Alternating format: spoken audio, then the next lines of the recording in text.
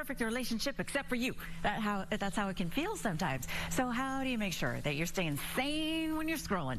We've got Emily Pyle, who's a counselor with the Menninger Clinic, here with us now. Right? I mean, you look at these posts and you think, wow, my love is nothing like these great loves on social media. So what happens with our mind when we see all of these beautiful romances? Oftentimes, it can lead to the trap of comparison. When we are seeing highlight reels of others' lives, not real relationships, it can make us feel like ours are lacking and we're not enough, and feeling anxious, overwhelmed, jealous, and then maybe even wondering if online validation is mattering more than real connection. It can ultimately lead to perfectionism and loss and sadness. And I'm wondering if more people are like maybe more susceptible than others. I wonder if it makes a difference if you're single looking at couples, or if you're in a relationship and you think, oh, these people are like wuthering heights. Absolutely. It can affect both individuals who are in relationships and individuals who are not.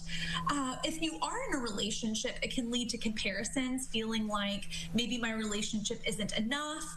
Maybe also if you are not in a relationship, it can lead to even amplified loneliness, anxiety, inadequacy. And so both categories of individuals can experience the harms of social media on Valentine's Day, especially with comparison ultimately. And I think, we all have done that at some point for sure, but it's probably worse on holidays though. Absolutely. Valentine's Day in particular amplifies relationship content on social media. And so those who in particular are lonely or have experienced a breakup recently may be feeling that more intensely. And when it seems like everybody online is celebrating love, it can create a false impression that you're the only one not having that experience, again, triggering more comparison. And comparison can lead to amplified isolation and self-doubt. I like to imagine when I see those pictures that there was a little bit of a tiff right before. Oh, you're sitting on my hair. I told you not to wear that shirt. So how do we kind of get out of that trap? Yes. So first, we can remind ourselves that highlight reels are not real relationships, what we see online.